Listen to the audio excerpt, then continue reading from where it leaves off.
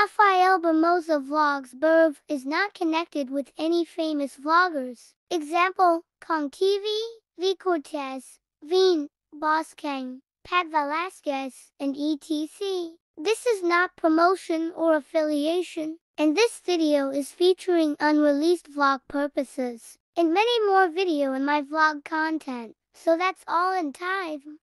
This video is for entertainment purposes only. We do not, in any way, or harm anyone. Please watch at your own risk and get ready to laugh out loud. So sit back, relax, and enjoy. Previously po, dito sa Rafael Bermosa Vlogs.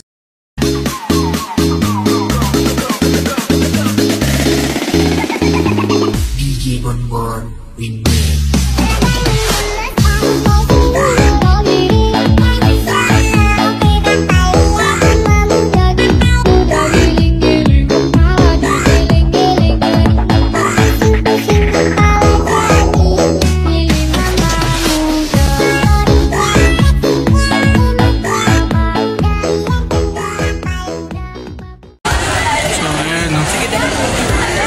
Ni St. Michael. Wala pa tayo na sa Cavite Vlogs pero binalag nang natin yung buong St. Michael. Nakakainis. So may videographer tayo dito. Yan. Shoutout kay RJ Halalay. So ayan, kaya ako ginagawa tong video na to kasi hindi nila alam na hindi nila akala nila nag-vlog ako.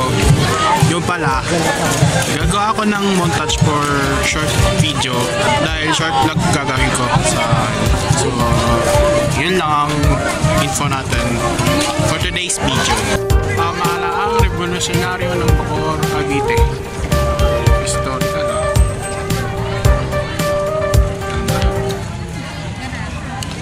Sheesh! Parang nanot. Sarado.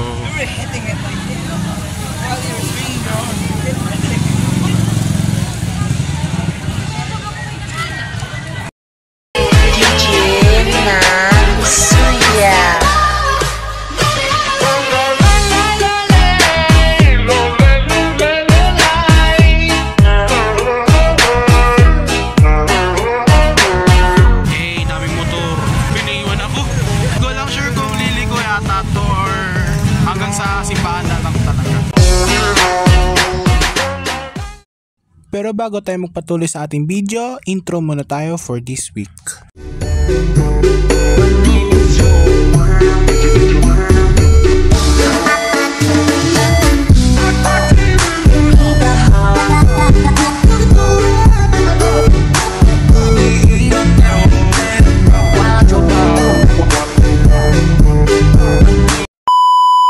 So, yan, welcome to Cavite!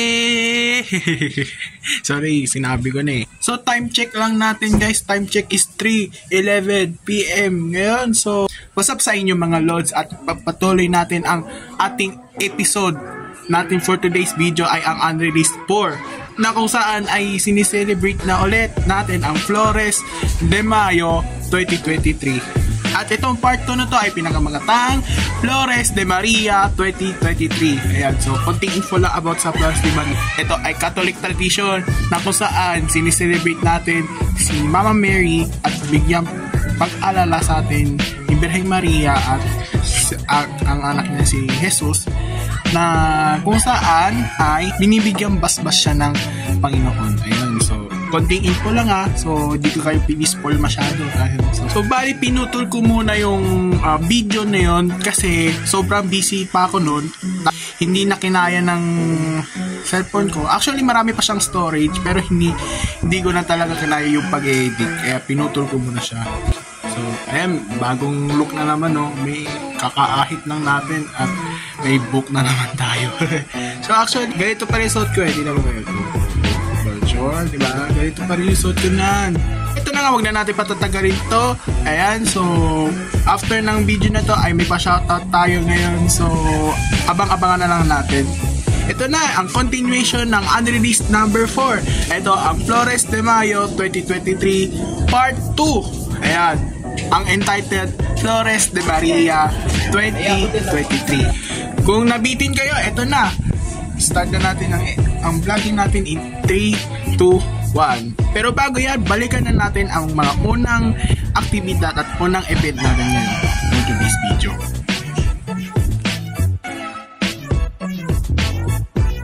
So ayun po no, what's up sa inyo mga Lodi and magandang hapon ulit sa inyong lahat. At ito na pala ay nagbabalik tayo ngayon sa unreleased vlog number 4. At itong vlog na ito ay pagpatuloy natin ang selebrasyon ng Flores de Maria 2023. Bago tayo magpatuloy sa ating video ay balikan natin muli ang paghahanda ng mga estudyante at mga mag-aaral dito sa St. Michael's Institute, Bacoor, Cavite. At ito palang ginawang paghahanda na ito ay parang kultura na rin sa mga Katoliko at bilang pag-alala na rin sa Birheng Maria. Nakikita nyo sa TV screen na ito ang mga nagagantahan at mga nagagapuhang mga representatives na kung saan ay binibigyan nilang parangal para sa Birheng Maria. At nandito na rin sa mga listahan, Rosario or Holy Rosary kung tawagin. Pasensya na kayo dahil hindi ko muna kayo ma-spoil na masyado. At totoo na rin talaga to, hindi ko na rin kayo mai-spoil kasi hindi natin alam kung ano ang matinding pagsubok na pinaghahandaan nila at secret na rin ito para sa atin.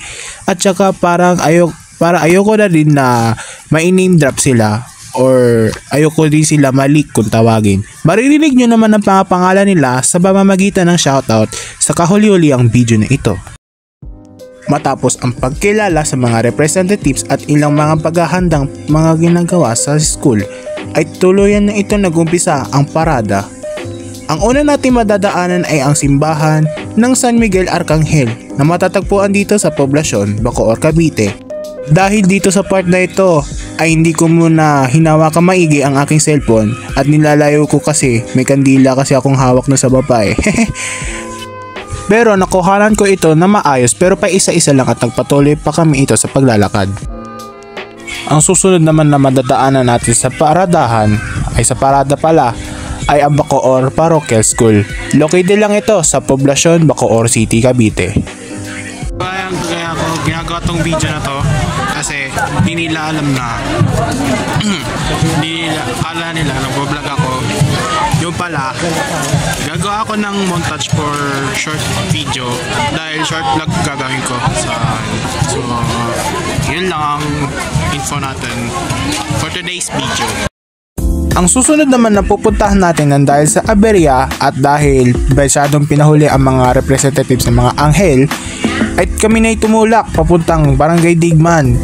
Located lang din ito sa Kaingin, Bacoor, Cavite. Ang Barangay Digman ay kung saan pwede ka pang kumain at maggala-gala dito. Especially matitikpan natin ang mga masasarap na halo-halo dito sa Digman. Dahil ang Barangay Digman na ito ay part ng music video na kung tawagin ay ang himno ng Bacoor o pag-translate sa English ay ang Bacoor hymn. Pagkatapos na mahigit kalahating oras na paglalakad sa Barangay Digman ay tuloy na kaming lumabas at nandito na kami sa General Evangelista Street, Bacoor, Cavite. At nakikita din natin sa video ngayon ay ang Kalakalan Revolusyonaryo ng Cavite. At sinasabi, di ko lang alam kung ano tawag dito pero Kalakalan Revolusyonaryo daw to sabi. Ang General Evangelista Street ay nagdudugtong ito sa mga barangay na katulad na sinabi ko nung una ay ang Siniguelasan, Banalo, Talaba, Mabolo, Panapaan, Maliksi at iba pa. At maging na rin ito sa poblasyon. At nagsisilbing dugtungan din ito palabas papunta sa Aguinaldo Highway. Wow, ganda ng clouds. Kaya pala picture yung kaklase ko. Eh, daming motor. Kita nga. Oh, daming motor. Grabe, piniiwan ako. Ops, daming motor. Di ko lang sure kung liliko yata to or hanggang sa simbahan na lang talaga. Akala ko pa nga papasok ito at lulusot pala to sa Poblacion Elementary School Pero hindi pala. Dinidiretso na pala ito hanggang sa makabalik pala ng school. Ay, dire-diretso na pala to. Akala ko liliko na. Dire-diretso na pala to. May mga motor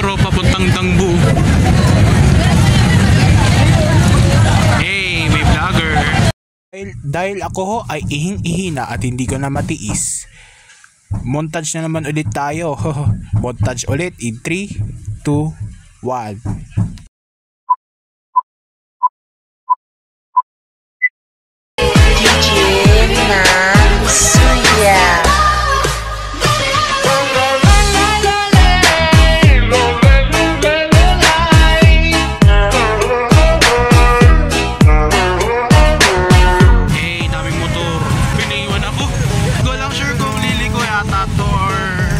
Sa simbahan na lang talaga. Ops, bibitinan ko muna kayo sa isang video before tayo magpatuloy sa isang video. Shoutout ka pala sa mga kasama ko dito. Ayan, yung bata ni Mayor. Ayan, so pipidyo lang natin sila. Shoutout din pala kay Google Mall. Ayan. So, ayan, wala na sila. Okay. So, ayun lang po at balik na tayo sa ating video. Ito, Plaza de Padre Mariano Gomez. Tapos, Barangay Hall. Ganda, pang historical talaga to. Ito yung plaza na hindi pa natin na-picture. Kasi yun pala ulit yung simbahan. Ito yung arko. Bangko. So, katabi lang pala nito ay poblasyon. Si Jigsaw. Kami tao. Tapos ang parada ay naglakad na kami ulit at kami na bumalik sa loob na simbahan at sa St. Michael Institute dyan lang sa Bacoor, Cavite. Bali dito na pala ang matatapos ang parada na ito dahil papakita ko sa inyo ang highlights na nangyari dito sa school.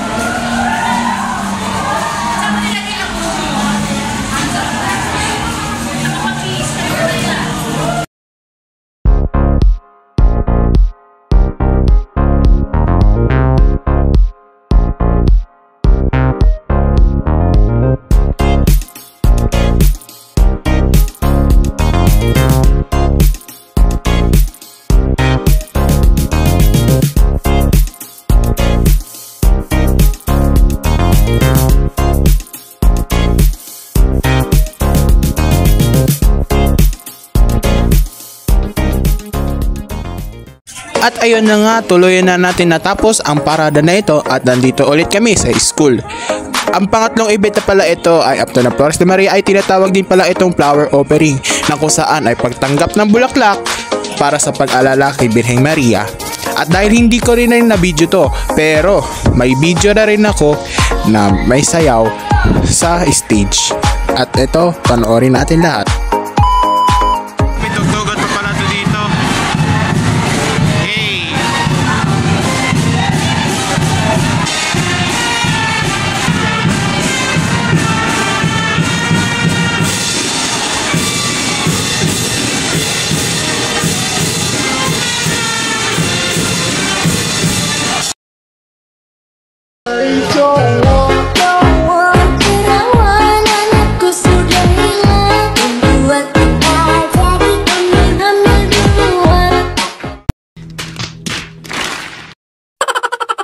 Imlay.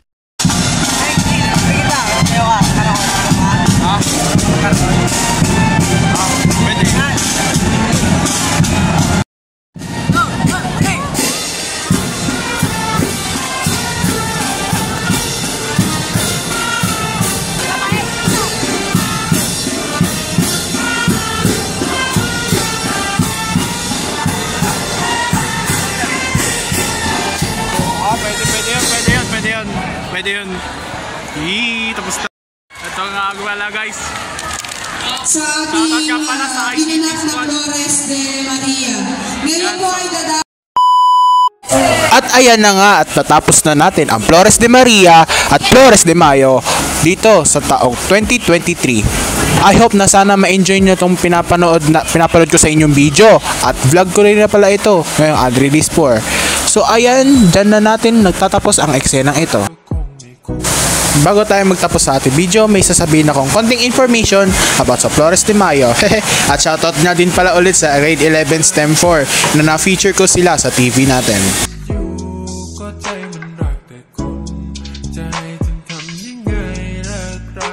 Diyan na po nagtatapos ang ating vlog natin for today's video.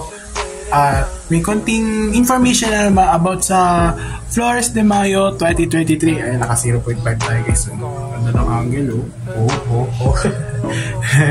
So, bakit kaya nagtataka kayo kung bakit nagawa ko lang naman yung content na yon, or yan, nag-chat na naman, one react na lang.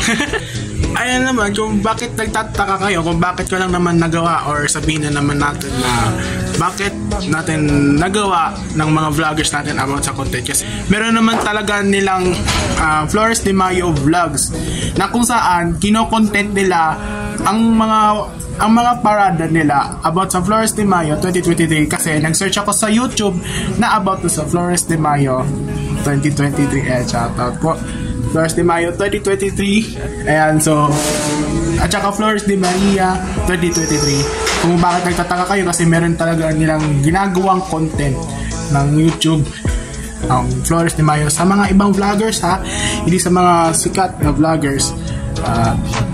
Yun na Flores de Mayo 2023, meron talagang ginagawang content as based on my research sa aking YouTube, meron naman talaga ginagawang content. Ayan, ulit yun na naman na sinasabi ko. Ayan, so kahit ako, let's try lang natin na gumawa ng content. Ayan naman, ingay! Sigaw natin ng mga aeroplano dyan, huwag kayo maingay dyan. Hindi pa kayo nang vlog yun to. Barinig kita sa mukha eh. Ayan, sorry. So, kaya palang bakit may ingay yung aeroplano, kasi may mga piloto kasi na work hard sa kanilang mga trabaho na mahal sa buhay para may pambili tayo at may pangtustos tayo sa mga ano natin. So malaking tulong sa mga piloto at mataas, in fairness mataas yung mga sahod nila dun Anyways, gusto ko silang pasalamatan sa mga kalahok na mga representatives dun sa school. And sa school na naman So, mga representatives dun sa Flores de Maria 2023. So, maraming salamat and congratulations. At nag-give nyo ang best nag-give nyo na ang best at hard work sa inyo. So, ito lang masasabi ko sa inyo. Congratulations at nakuha nyo yung best nyo kahit magkanda hirap-hirap man kayo sa mga mabibigat na suota, kahit nakabarong man lang yan or mga gown man lang yan, at least sinuportahan nila kayo. At ako din, support ako sa mga klasiko at sa mga mahal nating mga estudyante at mga kamag-aral na sa kanila na they give their try and they give it their best talaga na para mapalaga ng Flores de Mayo 2023 dahil sa mga suotan nila ng gagandahan at nagkikinisan. So, natin matapos ang video na to. So, maraming salamat Diocese of Imus Catholic and Educational System. Gusto ko magpasalamat doon, and St. Michael's Institute, and sa currently na pinapasukan ko ngayon dahil nandito ako sa Cavite, sa walang bayan ngayon at sa bayan lang din na-feature din niya sa vlog. Ayan, so yan, si Renzo Santiago ang aking classmate at gusto ko siyang makipag-collab sa ngayon, pero wala talaga. So, pero nagka-aberya talaga at ako na lang talaga nag-volunteer na gumawa ng Renzo. So, gumawa ng video pala. So, shoutout sa iyo, Renzo Santiago. Ayan, so at nagpapatuloy din ako gumawa ng thumbnail para sa project natin. Yan, so gusto ko rin magpasalamat ang 11 Yums 2 St. Maximilian Colbe sa kanilang hard work at kabilang din ako din So, kahit sa Arco, may matulong din ako. So may mission paid na naman tayo dun sa Arco. So, gusto kong gawa ng montage yung Arco, kaso nga lang, marami na pa picture and then nakakahiya. Hindi naman sa nakakaya, hindi naman literal na nakakaya. Baga, hindi ko lang talaga nagawa actually. So, gusto nila ako paralisin pero wala, no choice. Hindi ko talaga mamontage yung Arco. Pero, napakita naman na sa thumbnail kung paano yung kaganda niya. Pero maganda naman, rate ko lang talaga 100%. Galing na ginawa nyo. So, ayun. So, dyan na po nagtatapos ang ating video natin. So, huwag nyo nang kakalimutan mag-like, comment, and subscribe sa aking channel para updated kayo sa mga bago nating i-release na video. So, ayan ang signature ending natin para sa inyo. Ganito na lang. So, solid kapwa, solid support, and solid mga lodi para panatis dyan. Hanggang sa muli. Shoutout! Shoutout na tayo guys. So, may sasabihin na ulit sa inyo. So, bale, ulitin ko na naman yung information ko about sa Flores de Maria na meron talagang ginagawang content ang Flores de Mayo 2023. So, hindi ko ginagawa yun dahil lang yan hindi ko ginagawa yun dahil barubal. Ang totoo niyan, may ginagawa talagang content ang Flores de Maria 2023 doon sa YouTube. Ayan, sinubukan ng mga vloggers na gawin yung video. Meron talaga, I do some research on YouTube na about sa Flores de Maria 2023. At ayun nga, lumabas na sa search history ko yun.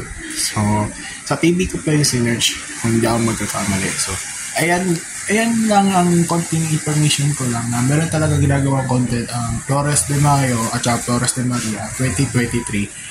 Pero, ayun talaga. So, sinubukan ko lang mag-video dun sa school namin. At, ayun. So, para mapanood natin siya ng tuluyan at mapunin na rin sabay-sabay. So, ayun lang guys, ang konting information ko guys. So, medyo po pasensya nyo na ng konti Medyo nautal-utal kasi ako sa mga magsasalita Kasi bago pa lang ako Pero okay lang yun. Huwag na natin isipin yun. So, ayan na guys. So, shoutout request na tayo. So, wala naman nalistahan ngayon dito. So, pili ko, masosolo ko na siya. Ang una natin sa shoutout ay si Mrs. Cora Duatin. Ayan, big shoutout po. Big shoutout din po kay Sir RJ Recto Nicolas, kay Ma'am Joanna, kay Mrs. Joanna Poblete Nicolas, at lalo na po sa anak niya na si Alden Raven Nicolas, yung pangalan niya siguro. Ayan, si Alexis Nicolas and Alexa Nicolas. So, shoutout sa inyo, Nicolas family. Ayan. So, narinig ko kasi yun sa mga vlog sa vlog ni Master Kobo. Ayan. So, shoutout sa iyo, Sir Master Kobo official ng Bus Conductor ng Golden Bee. Ayan. So, lagi ako nagpaparequest ng shoutout sa mga video niya. So, ayun lang. Shoutout din po ulit kay Sir Renaldo Sacre ng Dragon po, or literally ni conductor sa Victory Liner. After natin shoutout na, dumako na naman tayo sa na-feature natin sa Flores de Maria 2023. Ayan, so pakilalanin natin sila.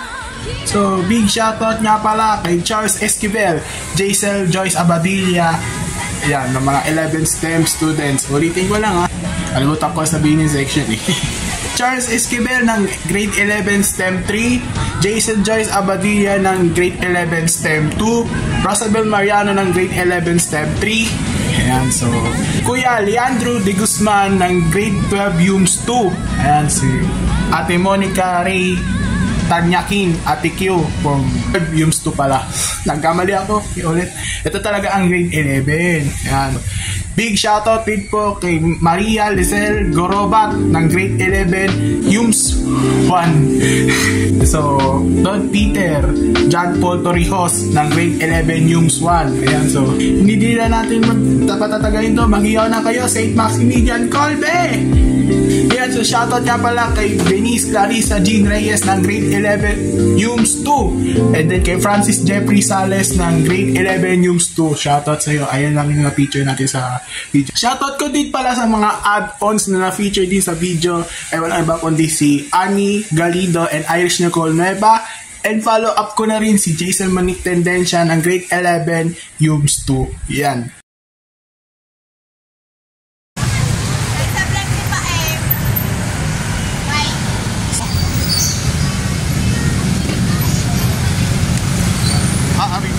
So, nag-request sila sa akin na feature ko rin sila sa kahit random jeepney spotting lang. So, ayun, dahil ako mabait, pinagbigyan ko na rin sila.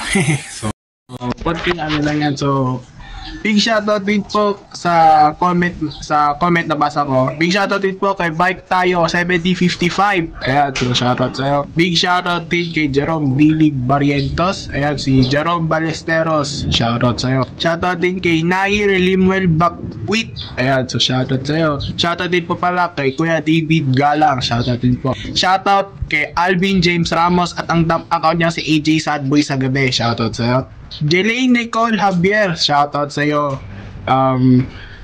Yan lang, gusto ko lang siya i-shoutout, pero nagkakilala din kami ulit.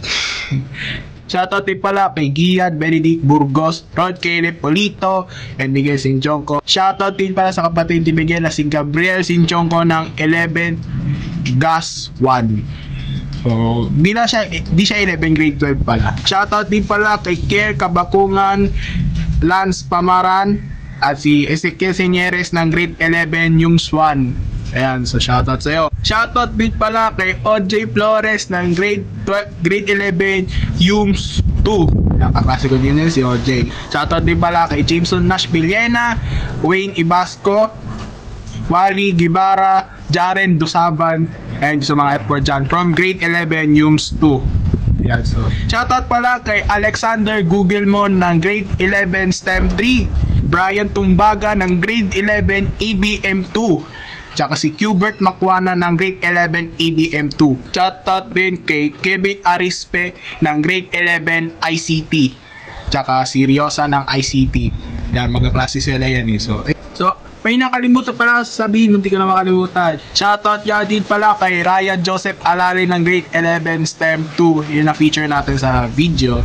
Ayun lang, so nahabol ko din. Then last one, shoutout din pala kay Feliz Lorraine Espina. Sa mga hindi pa po na shoutout sa video ni Bermosa Rap Vlogs, sa susunod na lang po kayo. Maraming salamat po and God bless po. So ayun guys, at dito na po nagtatapos ang ating unreleased 4 ng Flores de Maria 2023. So hahabulin ko lang ulit din. Last one pa, shoutout din pala kay Brian Diaz ng grade 11 ICT.